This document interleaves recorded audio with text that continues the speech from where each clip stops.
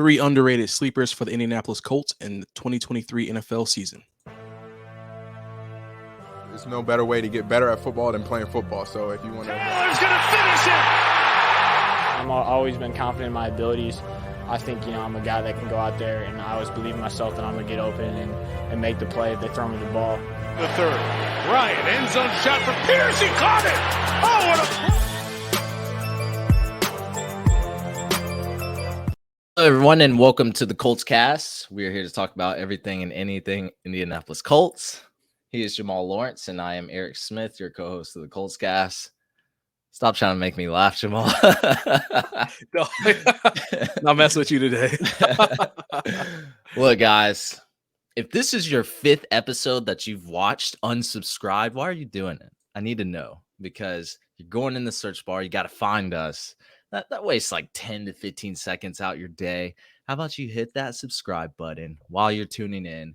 It helps us out immensely. It's free, everybody. It is absolutely free. All right, look. We all know who the stars are on the Indianapolis Colts team. The guys who essentially have nothing to prove to us. I think of guys like Jonathan Taylor, Quentin Nelson, DeForest Buckner. All of them, like, they really ain't got to show me anything in training camp except that they can put the pads on and helmet. They're healthy. It doesn't matter if they had a down season last year, because this franchise as a whole was a complete disaster last year. Finishing 4-12-1 in the AFC South was very hard to stomach. I'm sure it was for everyone. It's a complete disappointment. We all know what these guys are capable of at their highest levels, those 3 guys I mentioned. But what about the guys who do have plenty to prove in the 2023 season? The guys who are slept on, the guys who are considered underrated. So let's talk about them. The ones who don't catch a lot of attention to the average fan, not even a Colts fan, sleepers we call them. So let's talk about it. We have 3 underrated sleepers for the Indianapolis Colts in the 2023 NFL season. Jamal, who are we starting out with?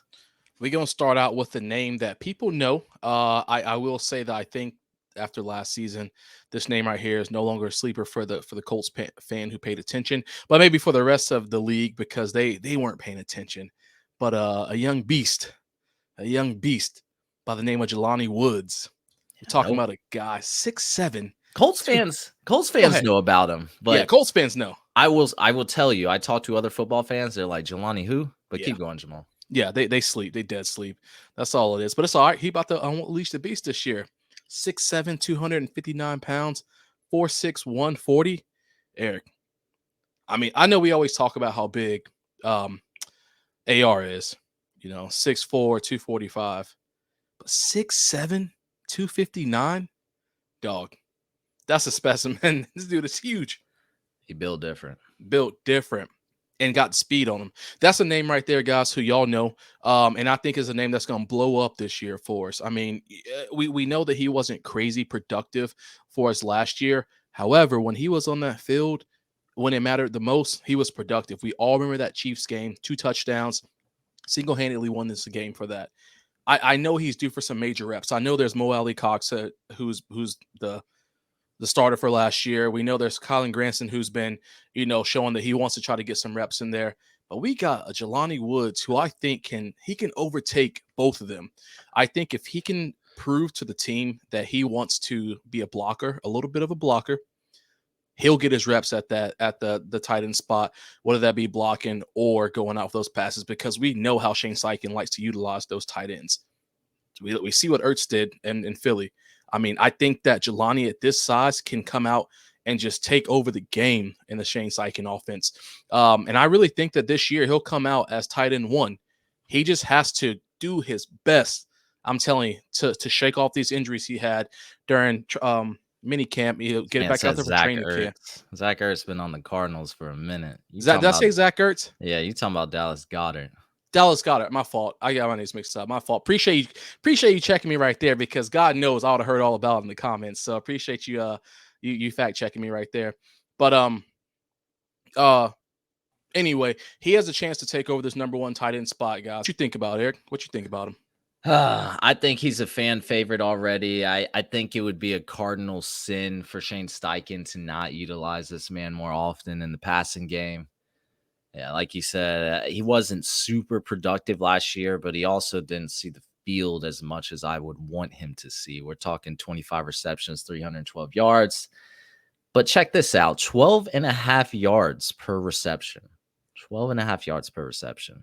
I mean, if we put in simple terms, that's a first down every reception. Now, it didn't happen like that, but that's his average. So, third highest on the team among receivers who had 20 plus targets for those 12 and a half yards per reception. It's pretty good. He had 3 touchdowns, which is tied for the second highest on the team. That's crazy. 3 touchdowns, second highest. But we're the Indianapolis Colts. Let's talk about his targets. He had 40 targets last year. While I'm happy we didn't target Mo Alley Cox more than Jelani, I'm still angry about the lack of targets. He deserved more, man. And we all know it.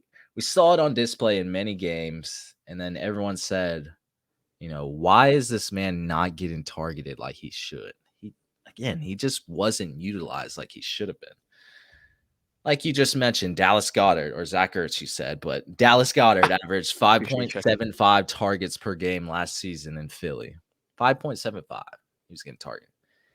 And you think about that in comparison, Woods only averaged 2.67 targets per game. Goddard doubled his targets per game, doubled. And if you think about it, he was behind 2 bona fide receivers in A.J. Brown and Devontae Smith. So he was the third option. That man was the third option, still doubled Jelani Woods' targets. That's my issue there. Shane Steichen knows how to utilize explosive tight ends. We saw it with Goddard. We could very well have a breakout season in the makings for Woods. He's a sleeper to watch this season, even in a very crowded tight end room. Yeah, fully agree with that. He can definitely be the main guy. He'll step up this year, and I think he'll take over the game, Eric. Second up, though, I want to talk about is a guy who had a great season for us last year. But before we do, actually, let's a word from our sponsor, Manscaped. Baseball is back, and I know everyone wants to hit a home run, but you can't do that when your untrimmed bush is starting to look like Wrigley Field. Get your game on point with Manscaped, and you can start scoring on and off the field with their top-notch grooming products trusted by 8 million men worldwide. Grab some Cracker Jacks, a hot dog, and the Lawnmower 4.0, and let's play ball, literally. Don't forget to use code ColtsCast for 20% off and free shipping at manscaped.com. Like, Manscaped has the full package for your package this season. The Performance Package 4.0 checks every box, and it's the 5-tool star. You've been searching for your balls club. Look, it's good for your balls. I've just said balls a lot, but it's changed my life, guys. No more using a manual razor. So I really like it. Trim your bat and balls with Manscaped to get the MVP discussion this season. Most valuable player, of course, with the code ColtsCast for 20% off plus free shipping at manscaped.com. That's 20% off plus free shipping with the code ColtsCast at manscaped.com. Jamal, who are you about to talk about? I was going to talk about a 7th round draft pick for us from last year. 7th round draft pick. Oh, we know who that is. We know who that is. Talk to him.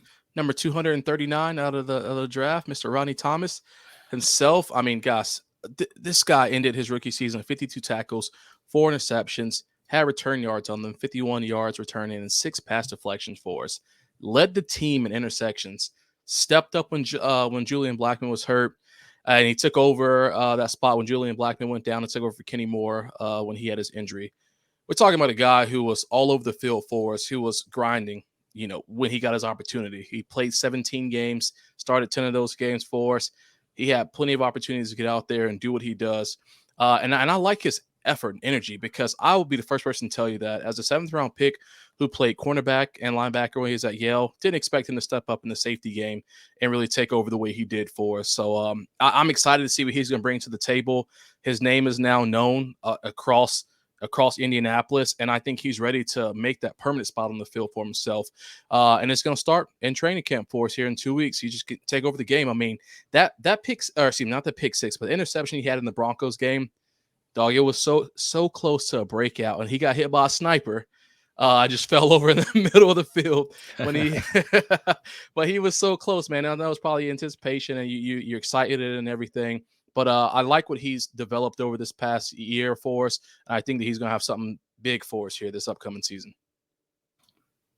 I hear you, man. I agree. The absolute steal of the 2022 draft, 7th round pick, Rodney Thomas, just had a sneaky great season last year.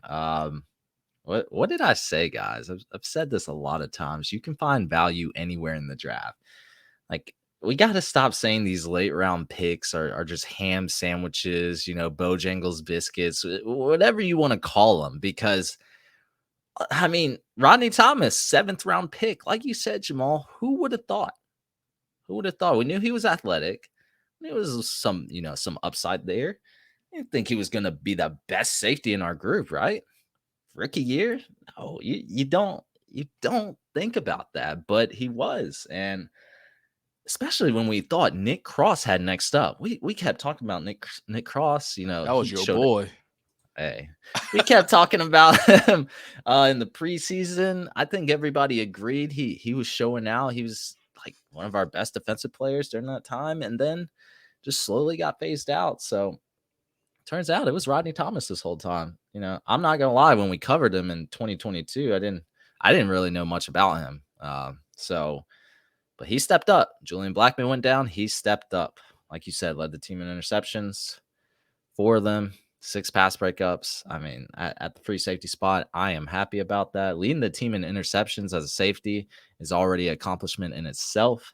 So I'm assuming he's going to start at free safety this year. I don't think they've announced it. They did say Julian Blackmon was moving into strong safety. So he's probably going to take that spot there. But who's up for free safety, especially with Daniel Scott going down? I really think Rodney Thomas has earned this spot. He's been the unsung hero for us last year, and I think he can take the next step up because people are definitely sleeping on him. Nobody knows who he is outside of Colts fans, but it's time for them sleepers to awaken. Sleeping Giants, baby. That's right. It's game time, and man, there's one more sleeper who I'm probably the most hyped for out of all these people, out of the whole 53-man squad. Talk to him. My man, Josh Downs. We called it. Eric, you want to talk about him first or what? You want me to take what? Go ahead. Let these people know. We called it, Jamal. Yes. We did a whole episode about him, and we were talking about taking him in the 2nd round. We were like, I mean, he should be considered in the 2nd round. Got this man in the 3rd round. I mean, it's like this guy was gift wrapped with a bow tie on top, and they just handed him to us. Like, how was he available in the 3rd round? I have to know, because zero clue. Chris Ballard hammered the table for him. Like, that man was ready to trade up, and he was like, all right, we're gonna sit put because we're about to still get our guy. Reggie Wayne said he was the best receiver in the draft. Talk to him. Steve Smith, one of the best to ever do it at the wide receiver position, praised his ability to get open and his fluid footwork. What am I missing here? It's got to be the size, right? It's got to be. Yeah, it's got to be. But Steve Smith Sr., Santana Moss. I mean, those 2 names people remember at the wide receiver spot. Antonio Brown in his 5'10", 5'11"? Yeah. I think he was 5'10", yeah.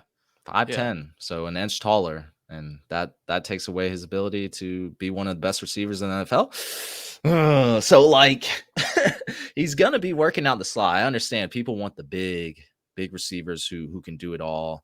The Julio Jones, the Calvin Johnsons, the Justin Jefferson. They want the guy that can win any matchup. But when I'm talking weapons, like Josh Downs looks like, he looks like a weapon. Way better, I think, coming out of college, way better than Paris Campbell, in my opinion. I could be biased with that, but I think he's going to get a lot of receptions for us this year. I expect him to be top 2 in that department for the team. I mean, for all the wide receivers that got drafted, I think people are sleeping on Josh Downs. That's why he got drafted so late. But, he shows out in his rookie year. He has the potential. He's got to get open. He's got to fight for targets. But all rookie team, there's 2 wide receivers on that all rookie team. Look, I'm just saying, maybe he can make it. I've praised his route running ability from day one. And I feel like it's going to show results as soon as the season starts. So mark my words. Yeah, I seriously fully agree with everything you just said. I mean, the route running ability is something crazy. He's about to bring another level to this wide receiver room, one that Paris Campbell couldn't bring because Paris Campbell wasn't on the field. So I think he's about to show us what he can do. I mean, when I think about him, the way he can extend the play, watching film from when he was in North Carolina, what I like most and what I think is going to benefit us so much is his ability to get behind the linebackers, but also be in front of the safeties in that soft spot. I mean, if we can find him right there, once he gets the ball in his hands, it's over. Who's going to stop him? Nobody's going to be quick enough to catch up with him. His speed is explosive. So I'm excited for what he can bring to what he will bring to the table. And like you said, Eric, I imagine his receptions will be pretty high. His targets will definitely be high. That's what I'm thinking. Well, guys, that's 3 underrated sleepers for the Indianapolis Colts in 2023 NFL season. If you've gotten this far in the episode, let us know who your sleepers are, or if you agree with us completely. It's gonna be a great season. We got a lot of exciting players. I cannot wait. 2 weeks of training camp. 2 weeks till training camp. I mean, we're right there. I mean, we're knocking at the door.